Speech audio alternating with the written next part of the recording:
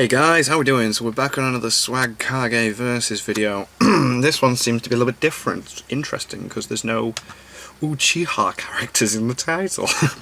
Plus, I think this is going to be really interesting, because as soon as I seen this, I instantly thought about Might Guy's fight with Madara, and how epic that was, and how strong Madara was at the time. And Guy nearly killed him, so it'd be interesting to see what Swag Kage thinks about Guy fighting Pain, because then this puts like Madara and Pain on different levels, surely. Anyway, just giving my 2 cents. That's a phrase people say, isn't it? Let's just get into this. Pain versus Might Guy. Let me just see if I've got the volume right. And I'm sorry if there's any noise in the background. There's construction work going on down the road, and there's people fixing the back garden.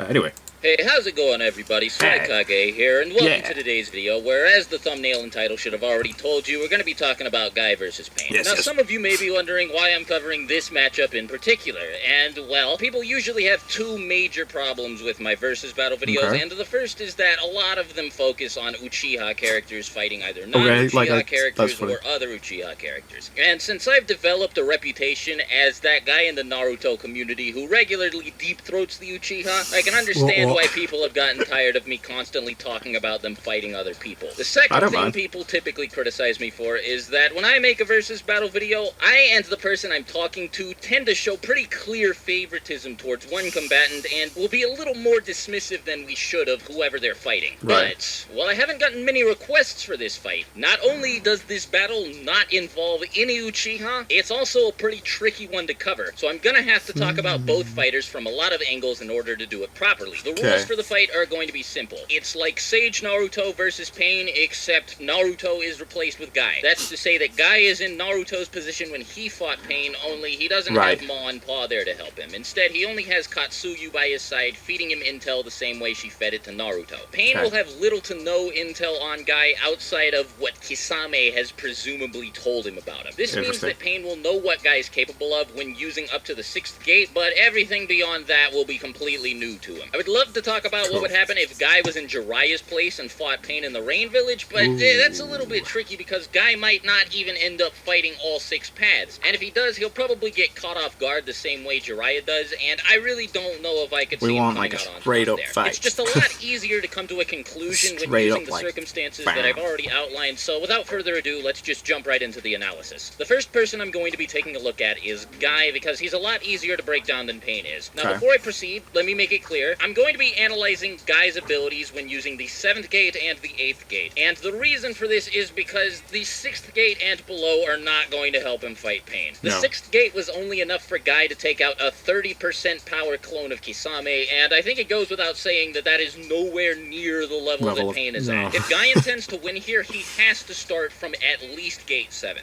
Now, obviously, I have a question to answer, and that is how strong is Guy when he opens the 7th gate? Well, it's a little bit hard to say because he hasn't used it on many occasions. And even in the rare cases where he has decided to use Gate 7, it's been very difficult to tell just how strong he is with it open. I'll start with his speed because that's the easiest thing to cover here. 7th Gate Guy is one of the fastest characters in the series, and that is a fact. The main piece of evidence I'm going to use to prove this is Gaara's reaction to seeing Guy fight Madara. Gaara doesn't just say, wow, Guy is really fast or anything like that. He specifically says that Guy's movements are inhuman. Now, I brought this up in versus battle videos in the past, but in case you haven't heard me mention this before, keep in mind that Gaara has fought alongside Naruto, who, when using Sage Mode, was capable of reacting to and dodging an attack from the 3rd Raikage, and when using his Kyuubi Chakra Mode, was capable of avoiding a full-speed attack from the 4th Raikage. And while you could say that the Naruto Gaara was fighting alongside was weakened because it was only a shadow clone, it wasn't Naruto's actual body, Gaara has also fought alongside the 4th Raikage A. It's also worth pointing out that in the fight I'm talking about, the 5 Kage versus Madara, A had his speed increased by Onoki's lightweight boulder jutsu, and now I don't know how much faster this made him, but Madara seemed pretty comfortable with dealing with the Raikage's base speed, but he was clearly really surprised with the results of Onoki amping it. Now, this isn't definitive proof that Guy is faster than Naruto or the Raikage, but it is enough for you to make a pretty good argument that he is. At the very at least he's relative to them, at or in least the as same league fast. as them, meaning that it's just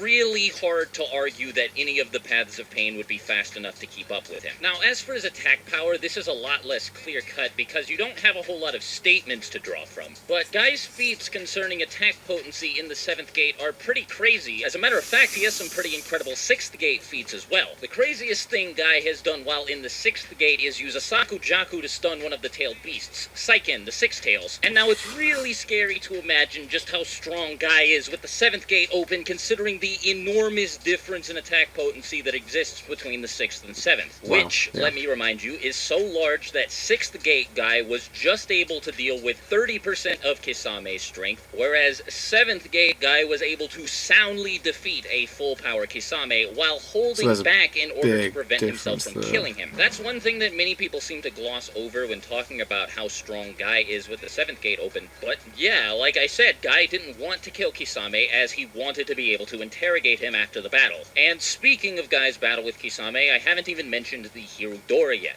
Guy was able to stun one of the tailed beasts with Asaku Jaku, which is a great deal weaker than the Hirudora is. With all this in mind, you could potentially argue that with the Gate of Wonder open, Guy borders on being tailed beast level in strength. Now, while it sounds ridiculous, it's not an incredibly far-fetched claim to make, as the Hirudora creates an explosion so large that it makes Turtle Island look tiny by comparison. Guy was also able to knock a Susanoo-clad Madara back with it, which is extremely impressive, as Madara was surprised by the fact that Tsunade was capable of breaking through his ribcage. Granted, Guy didn't shatter Madara's humanoid Susanoo, but, I mean, this panel is way too awesome for me to ignore. I'm not entirely sure how well it speaks to Guy's capabilities, but it looks really, really cool to say the very least. As for his stamina and durability, both of these are incredibly high. Guy was able to use the Asaku Jaku and Hirudora back-to-back when fighting Kisame, and showed negligible signs of strain, meaning that using the 8 gates, up to the 7th at least, and the techniques that come with opening them, doesn't seem to have too many negative effects on him. There aren't a whole lot of instances throughout the series that show off his durability, but the best one I can think of is the time that he tanked the explosion created by launching a Hirudora point-blank into Madara's face, with, like, borderline no injuries at all. This is the same attack that nearly killed Kisame while Guy was holding back. The same guy that survived having his chest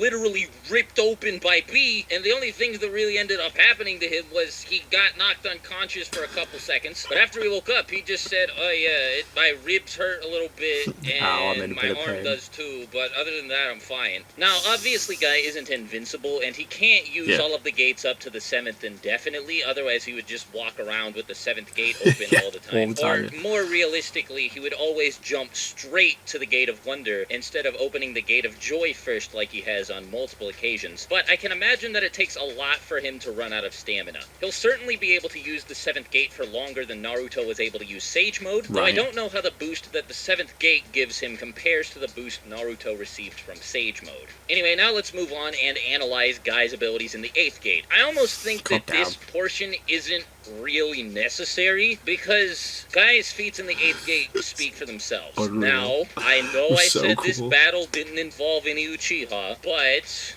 unfortunately, I am gonna have to mention an Uchiha now in order to communicate how strong Guy with the 8th gate open is. I'm sorry, I understand. I'm sure plenty of people are really upset right now, but it has to be done. So, after opening the 8th gate, which took significantly less time in the manga than the anime, by the way, I've seen many people discuss Guy versus Pain and say that Pain simply wouldn't let him open the 8th gate because it takes too much time, but no. The 8th gate took a couple of panels to burst open for Guy in the manga, and that was after he'd already punctured his heart. It takes no time at all for him to enter the state, so let's just make that clear from the get-go. Anyway, with the 8th gate open, Guy is an absolute monster, capable of damaging Madara with Sekizo, the Evening Elephant, a taijutsu technique that isn't anywhere close to his strongest attack. He was also able to, with what I presume is a basic punch, it may have been the Evening Elephant, punch Madara so hard that he broke through the truth-seeking orb barrier he had created around himself. When I first saw this, I thought this was crazy, and that it propelled Guy into a whole new tier of overpowered, because the truth-seeking orb barriers are no joke. See, with a truth-seeking orb shield, Obito was able to deflect a Senjutsu-enhanced tailed beast bomb, along with a Senjutsu-enhanced Susanoo Susanoo arrow at the same time. A guy could now, I punch know what through many that. people's first response to this is, and that is, but wait, Suikage, the truth-seeking orbs and anything that they are molded into nullify all ninjutsu, right? And that is true,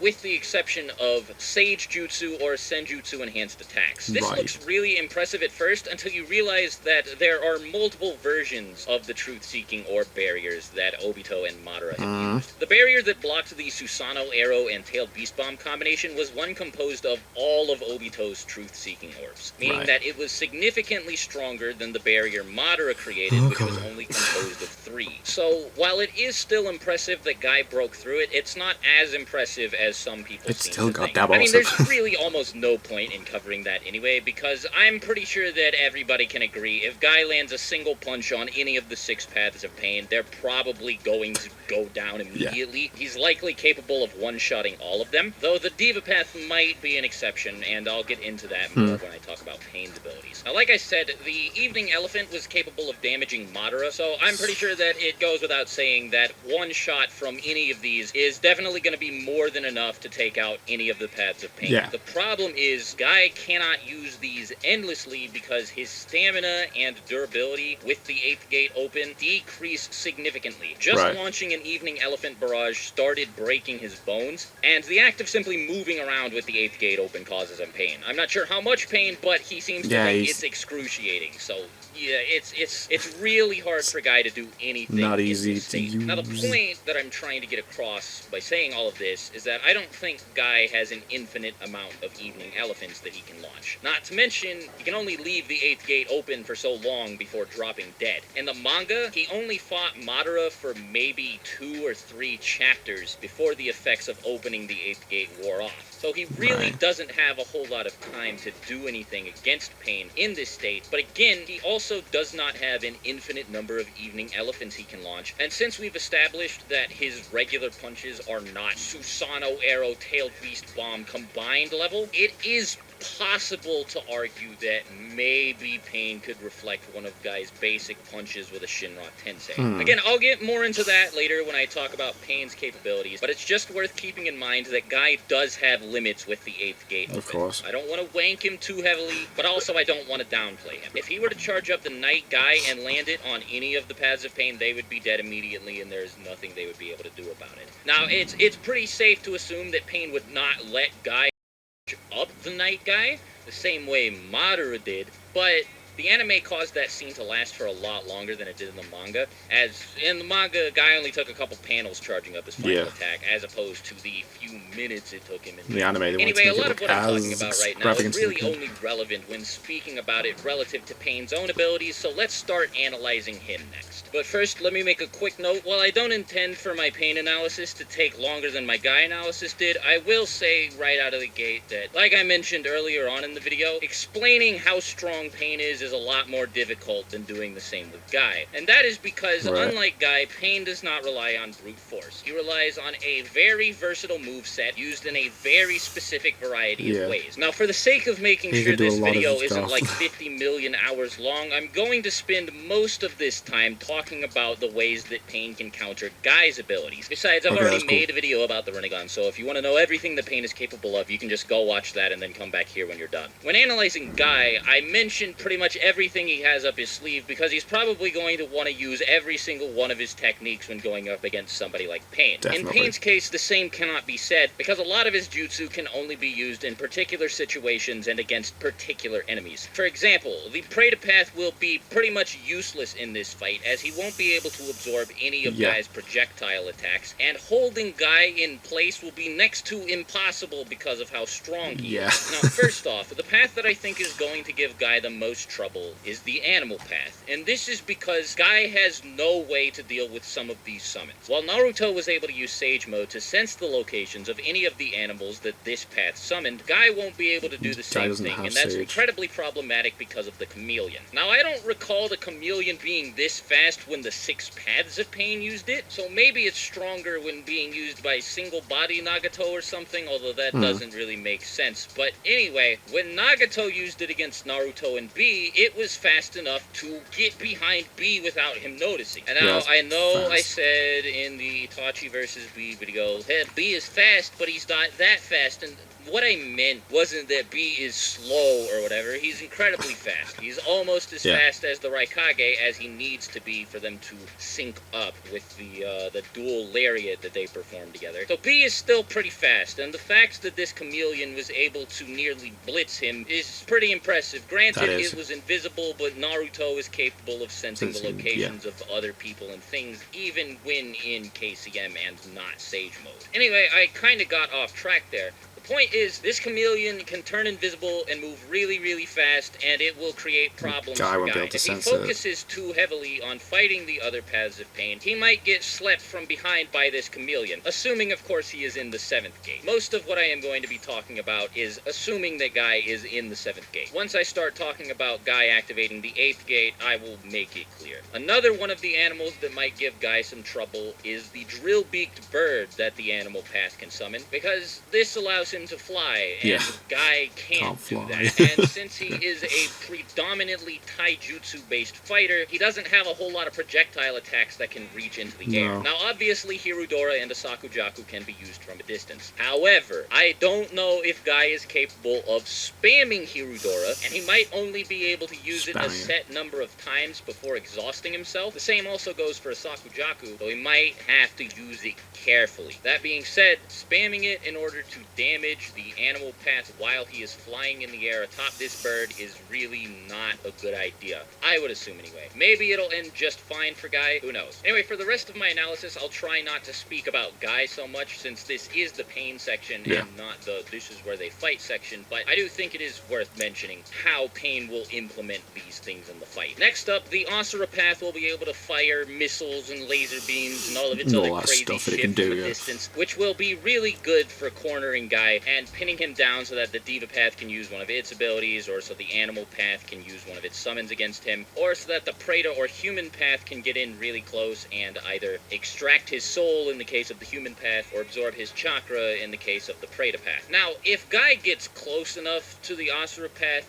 to touch it, it's fucked. Because if Sage Naruto was capable of one-shotting it, and Kakashi was capable of shutting it down with a Raikiri, a couple punches or kicks from 7th gate Guy is definitely going to do some damage. It might not fully destroy it, depending on how strong you think 7th gate Guy is, but again, if he gets close, considering how fast he is, he'll probably be able to take care of it very quickly. The Naraka path won't be able to do shit against Guy. It will pretty much have to stay in the back away from him if it hopes to keep reviving the other paths. Wouldn't do shit against him. Preta and Human paths are also going to be completely worthless here. They are only going to be able to attack Guy with the support of the Animal path, the Asura path, and the Diva path, which brings me to the most important path of pain, the Diva path. He is going to be really annoying for Guy to go up against because Bansho Tenin and Shinra Tensei are bitches. Bansho Tenin is more of a problem here because Guy might be off fighting one of the other paths of pain, and all of a sudden, the Diva path can grab him with Bansho Tenin Universal Pull and yank him away from wherever he's standing, pull him through the air, and into an attack launched by one of the other paths of pain. Worst case scenario, he can use Universal Pull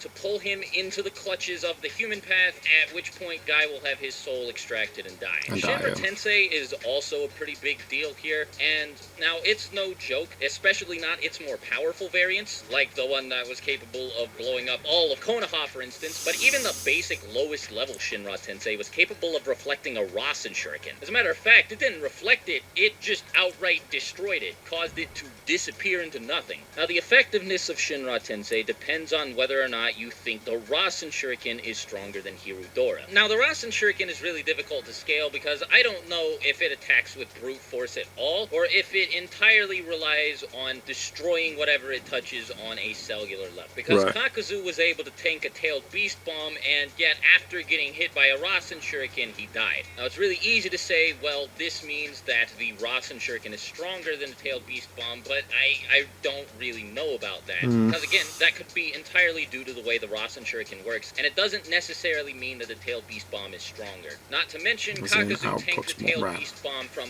Maratabi, not one of the stronger Biju like Yuki or Kurama, so that's worth keeping in mind as well. Furthermore, while Shinra Tensei was able to protect Pain from the Rasen Shuriken, it wasn't able to do the same from a single blow from Six-Tailed version 2 Cloak Naruto. And this is where the whole does the Rasen Shuriken rely too heavily on brute force thing becomes relevant, because if you take take this into consideration, and you only look at this in terms of this thing is stronger than this, therefore meaning that this other thing must be stronger than that, that would make a single hit from Six-Tailed version 2 Cloak Naruto stronger than a Biju Bomb from Matabi. It would also mean that Six-Tailed version 2 Cloak Naruto is strong enough to one-shot Kakazu. So I think Pain using Shinra Tensei to deflect a Rasen Shuriken, while it is incredibly impressive, does not necessarily indicate that he is completely invincible as soon as he launches it. I also think it's really hard to argue that Six-Tailed version 2 Cloak Naruto hits harder with a basic punch than Guy does with the fucking Hirudora, so I don't think Shinra Tensei, at its lowest level anyway, will be enough to defend Pain here. They'll probably have to dodge it, and doing so will likely be very difficult because of how fast Guy punches and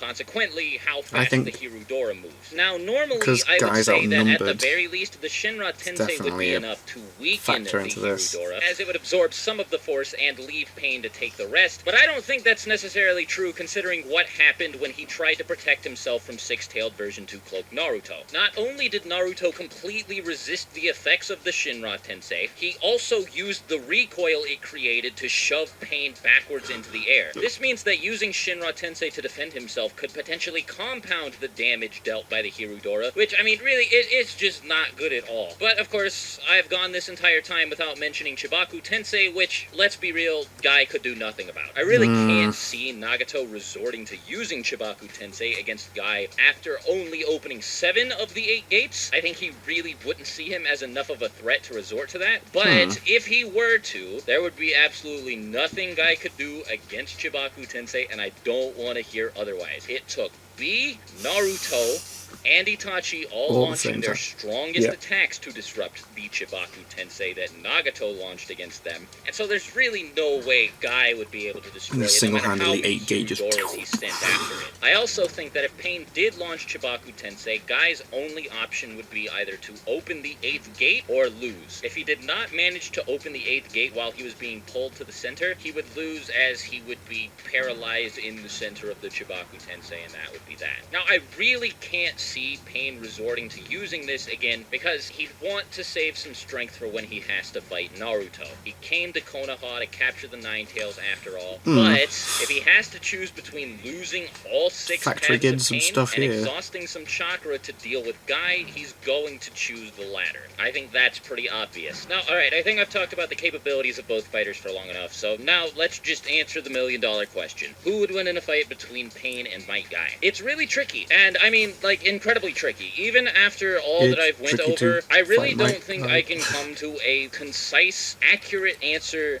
that I am fully confident in. But what I do think is going to happen is Guy is going to give Pain a lot of trouble. And while you might think that this is going to be for a lot of the same reasons Sage Naruto gave him trouble, they actually won't be as similar as many people may assume. Guy won't be able to catch Pain off guard the way Naruto did with Frog Kumite, the ability to use the air or just nature in general as an extension of one's melee attacks. Naruto pretty much destroyed the Preta Path by using this to his advantage and catching Pain off guard entirely, and this is an advantage Guy will not have. Granted, he is capable of punching the air hard enough to weaponize it, but I think Pain will be a lot more prepared for a Guy doing it than he was for Naruto doing it. The other thing that sets Guy apart is he doesn't really have any lifting feats, so I'm not sure how well he would be able to handle the animals summoned by the Animal Path. Naruto was able to just lift them into the air and chuck them away like it was nothing. I don't know if Guy is capable of doing the same thing. I'm inclined to believe he can't, and there's no evidence to suggest he can, so I am going to continue speaking under the assumption that he cannot. This will make all of the animals summoned by the Animal Path really, really, really difficult for Guy to overcome. Not only did Naruto have the strength to simply throw these guys the fuck away, he also had 3 gigantic summons of his own to fight them while he dealt with the rest of the Paths of Pain. Guy does not have this advantage. The only summon he has has access to is his turtle, and that thing is getting fucking slaughtered by the gigantic animals that Pain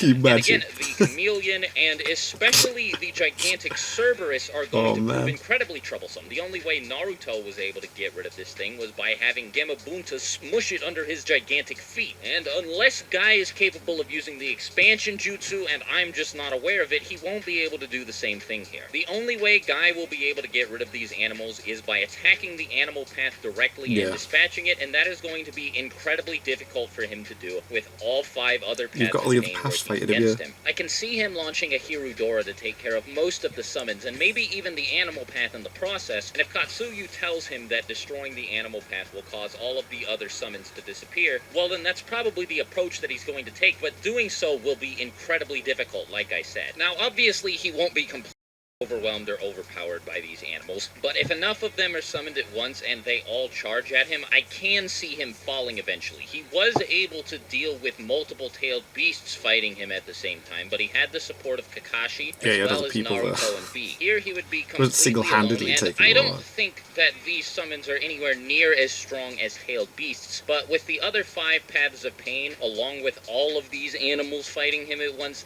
it's really difficult to argue that Guy would be able to take them all out. Whether he wins the fight or not really depends on whether he can take the animal path out early. Next up on his list of priorities would likely be the Naraka path, as it's capable of reviving the others. Yeah, this is where things would get really problematic, because the Naraka path could immediately revive the animal path if Guy isn't quick enough. Yeah. And when I say quick enough, I mean like really quick. Really Guy's fast, don't get me wrong, he's in the same league as the Raikage and KCM Naruto, but I'm not sure if he'll be fast enough to catch the Naraka path before it revives the animal path. He might get stuck in an infinite loop here, and I can't see him reaching the Naraka path if he doesn't take out the animal path first, because the animals will all form a blockade in front of him. The other paths of pain will be able to set up some combo that leaves Guy helpless and ends up getting him fucking killed, something like that. But if he does manage to take out the animal path and is quick enough to reach the Naraka path with Katsuyu's advice, then it really won't be too much more difficult for him to take out the other 4. The Preta path and the human path will be complete and total pushovers, as will the Asura path, assuming he can get close to it, leaving him in a one-on-one battle with the Diva path. Now, I've made it very clear that getting to this point will be incredibly difficult for Guy. Because of that, I can't see his stamina holding out for long enough that he can fight the Diva path one-on-one in the 7th gate after taking out the other 5 paths. If he manages to take out all of the other paths of pain except for the Diva path by the time he does, he wins. Now, I don't think it's very likely that Guy will actually be able to do that, though. I think that some of the other paths of pain will still be left over when he realizes that the 7th gate isn't enough. I think he'll be completely drained of stamina, and he'll be like, look, I need to open up the 8th gate to give myself the energy I need to defeat this guy. Now, in this scenario, he likely wins as well, like 99%. I'm pretty sure that there's absolutely nothing that Pain can do about it. But, no matter what happens, if he opens up the 8th gate, Nagato technically wins the battle because Guy didn't track him down, which therefore means Nagato's still alive, Guy isn't. Nagato wouldn't revive any of the villagers that he killed because Naruto wouldn't be there to talk no jutsu him. It'd honestly just be a lot worse than if Naruto That's true, I So, suppose, in conclusion, I believe that if Guy sticks to the 7th gate, he will most likely lose. He won't be able to overcome the sheer overwhelming might of all 6 paths of pain at once, but if he opens up the 8th gate, Pain gets stomped. You can argue that maybe Pain would survive, but you're, like, really reaching if you do. It's definitely wanking the fuck out of Pain and lowballing the fuck out of Guy. So, yeah, that's what I think. Leave your thoughts in the comments below. Anyway, hope you have a great rest of your day, and until my next video, I'll talk to you later. Swaikage out. Bye. Fair enough. Fair enough.